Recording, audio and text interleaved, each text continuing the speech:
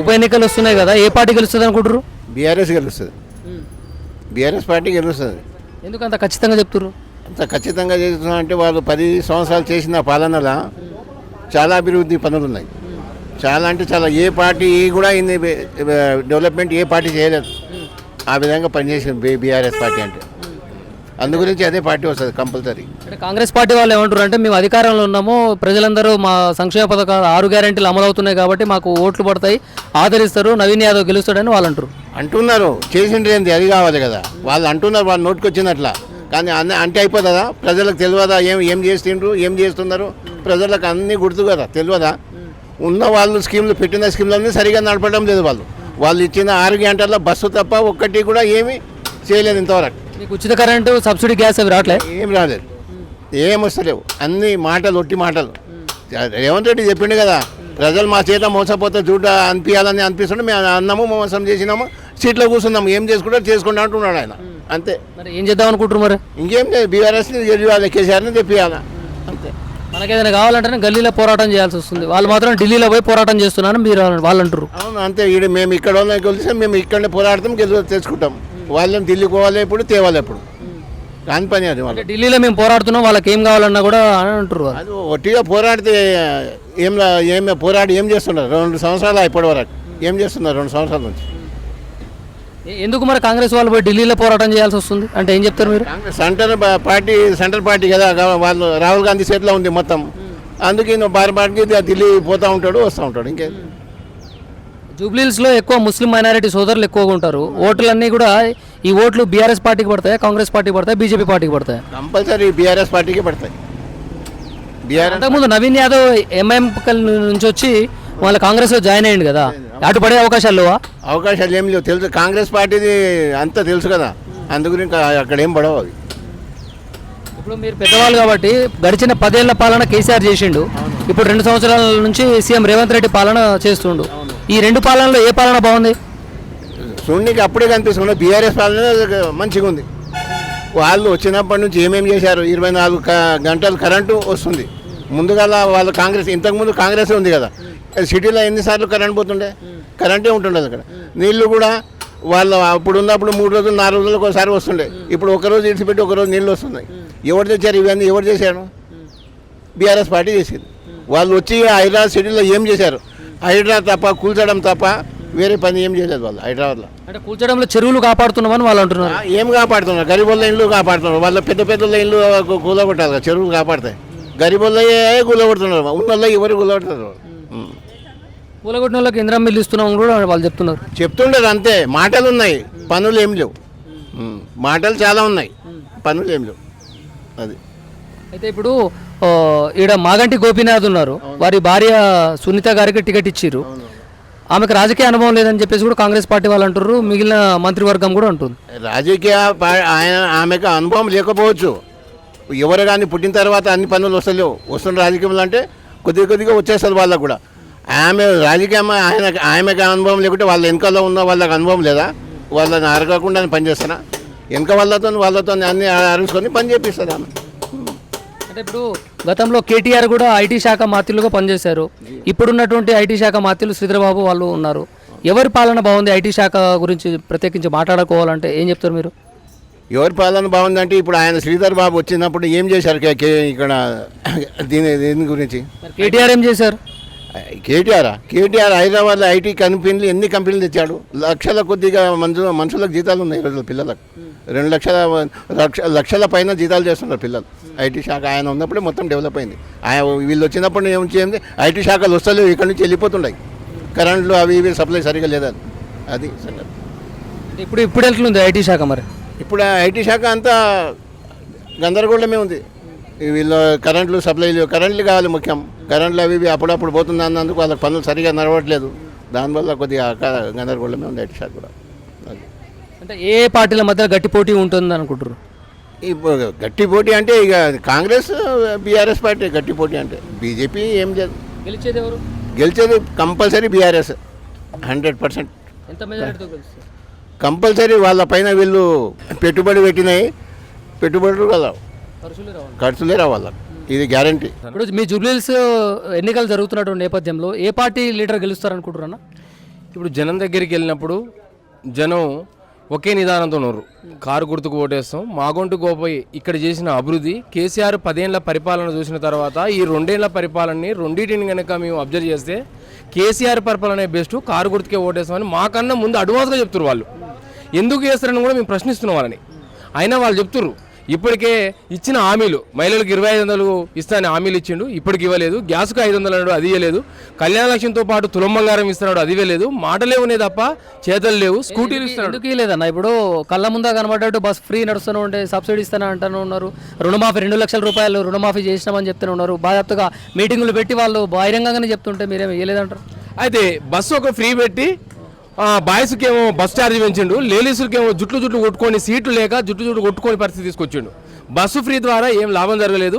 2 లక్షల రూపాయలను రుణమాఫీ చేస్తా అని ఇప్పటికీ ఈ రాష్ట్రంలో ఏ ఒక్క గ్రామం కూడా పూర్తిగా రుణమాఫీ అయిన గ్రామం ఏ ఒక్కటి లేదు. 50% మాత్రమే రుణమాఫీ చేసి ఇంకా 50% ఆపి ఇంకా రైతులు ఆగోస తీస్తున్నారు. ఇప్పటికి రైతు బంధు రాక, రైతు బీమా లేక, రైతు రుణమాఫీ కాక ఇంకా 50% మంది రైతులు కూడా ఇబ్బంది పడతారు. ఇప్పటికి బోనస్ ఇస్తున్నాడు, బోనస్ కూడా ఇవ్వలేని పరిస్థితి ఉంది. రైతుల బాధ ఇంకా ఘోరంగా ఉంది. సన్న ఓట్లకు 500 రూపాయలు బోనస్ ఇస్తున్నా అంటున్నారు. ఇవ్వలేదు. సన్న ఊర్లో కూడా రైతులకు బోనస్ కూడా ఇవ్వలేదు. 500 రూపాయల బోనస్ కూడా ఇవ్వలేదు. మాటల వరకు ఓకే, కానీ చేతల్లో చూపించలేదు. అది పేపర్ స్టేట్మెంట్కి ఉంది. ఇక్కడ మీ జూబ్లీ హిల్స్ నియోజకవర్గంలో దాదాపుగా ముస్లింలు, మైనారిటీలు, క్రిస్టియన్లు ఓట్లు చాలా ఉన్నాయి. ఈ ఓట్లన్నీ కూడా ఏ పార్టీకి పడేటువంటి అవకాశాలు ఉంటాయి? కాంగ్రెస్ పార్టీకి పడతాయా, బీజేపీ పార్టీకి పడతాయా, బీఆర్ఎస్ పార్టీకి పడతాయా?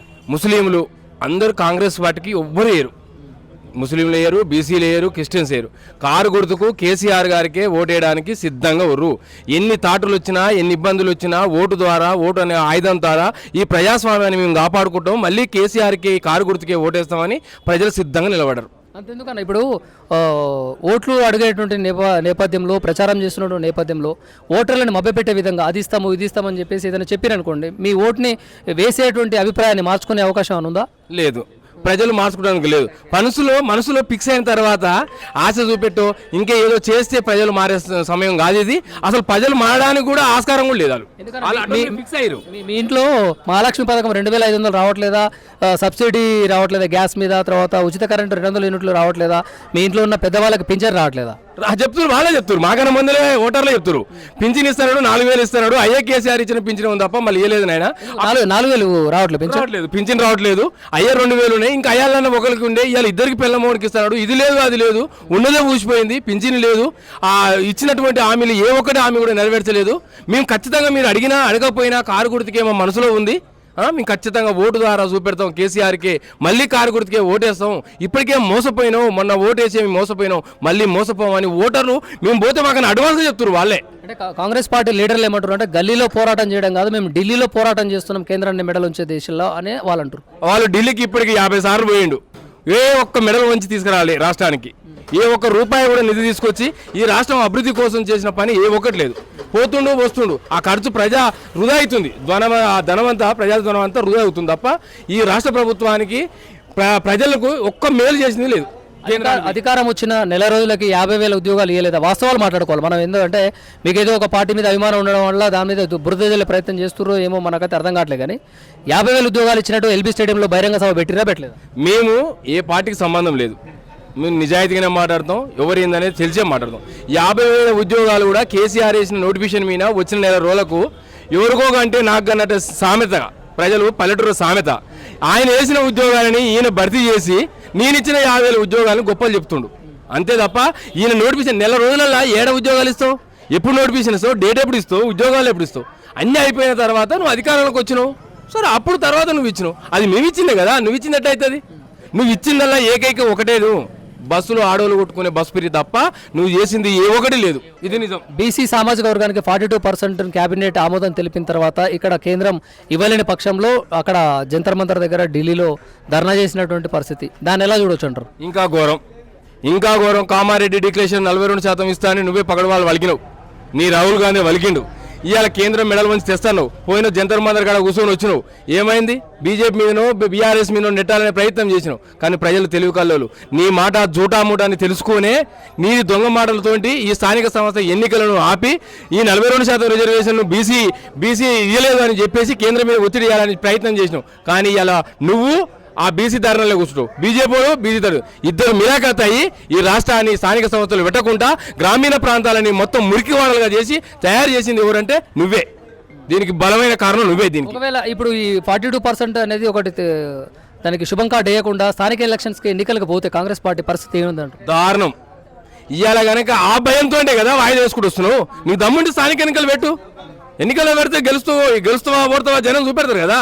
జనానికి తెలుసు మీరు జనం లోకి వేయాలి ఓటని తెలుసు. ఈయన కూడా తెలుసు మేము ఎట్లా ఓడిపోతామని. ఈ కాలం డేట్లు ఇచ్చి నోటిఫికేషన్ ఇచ్చి మా మొత్తం కాలం గడుపుతా ఉన్నాడు. నువ్వు పెట్టు ఎన్నికలు పెట్టు, స్థానిక ఎన్నికలు పెట్టి ఎన్నికలకు నువ్వు చెప్పింది ఏందో నువ్వు చేసింది ఏందో జనానికి వివరించు. జనమే తీర్పిస్తుంది కదా. నువ్వు పెట్టు ఎన్నికలకు. ఇప్పుడు జూబ్లీహిల్స్ నియోజకవర్గంలో జరుగుతున్నటువంటి ఉప ఎన్నికల్లో ఏ పార్టీకి మధ్య గట్టి పోరు ఉంటుందని భావిస్తున్నారు? అదేవిధంగా ఇక్కడ జరిగేటువంటి ఈ రెండు పార్టీలు కూడా ప్రతిష్టాత్మకంగా తీసుకుంటున్న పరిస్థితి. ఏది గెలవబోతుంది అని అంటే ఏమంటారు? ఖచ్చితంగా బీఆర్ఎస్ గెలుస్తుంది.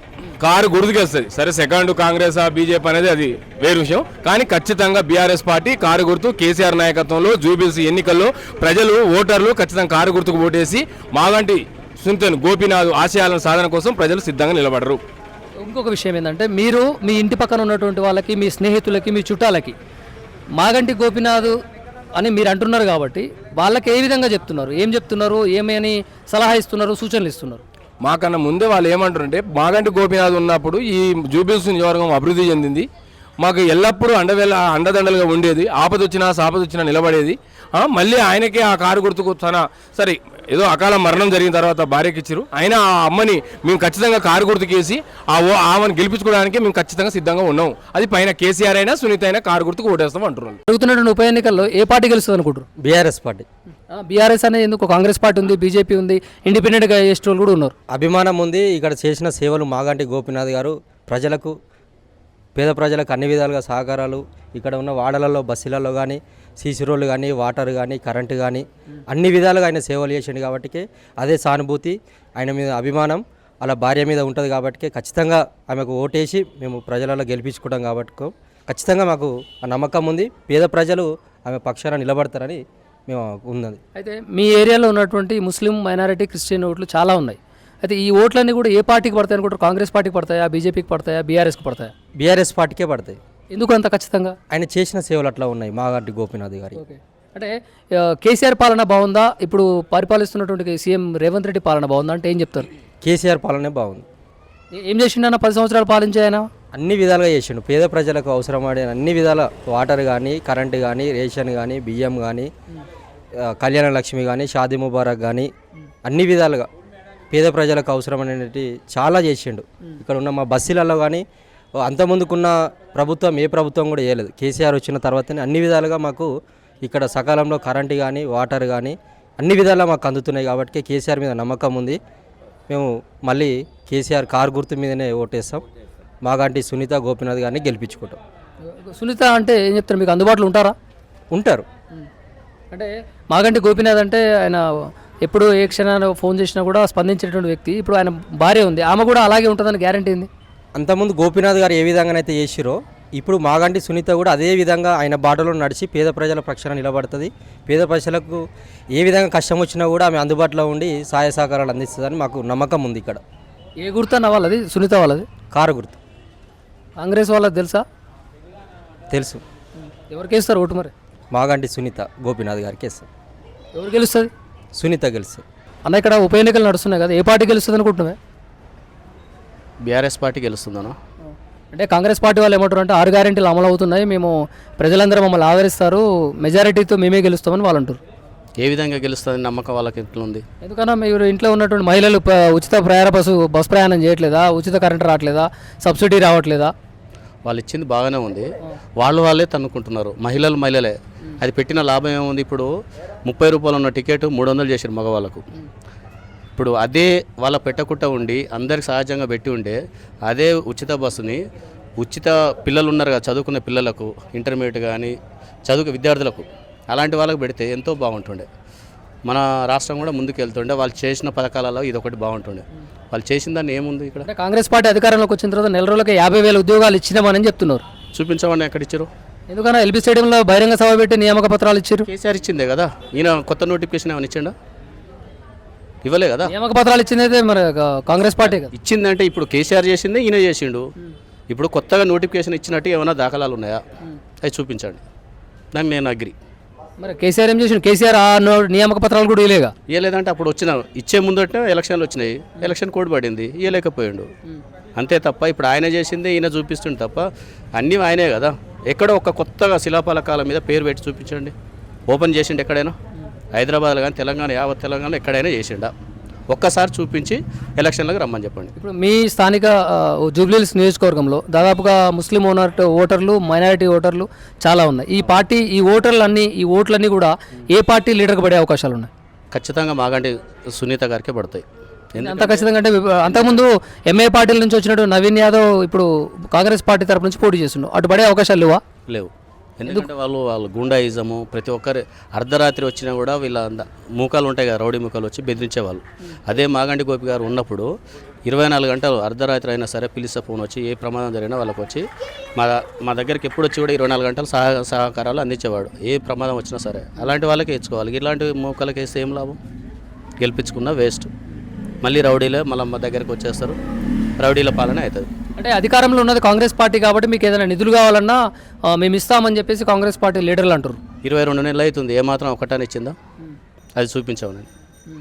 అందుకనే ఆయన వేయరు. ఓటు వేయడానికి కూడా ఆస్కారం లేదు. ఒకవేళ వేయాలనుకుంటే ఆయన చేసిన పథకాలన్నీ చూపించామండి, అప్పుడు ప్రజలందరూ ఆయనకే ఓటేస్తారు.